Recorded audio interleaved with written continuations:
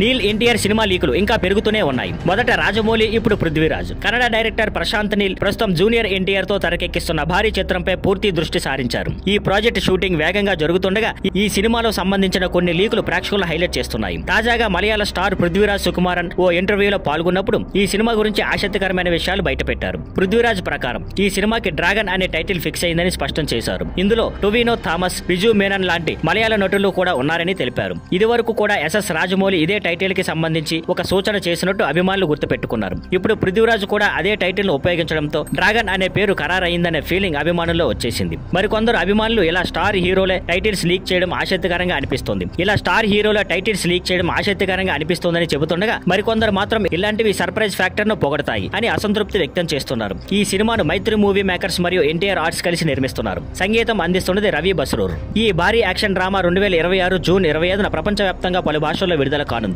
మెరుగైన official updates త్వరలోనే రావచ్చని భావిస్తున్నారు. Thank you for watching. Please like, share and subscribe.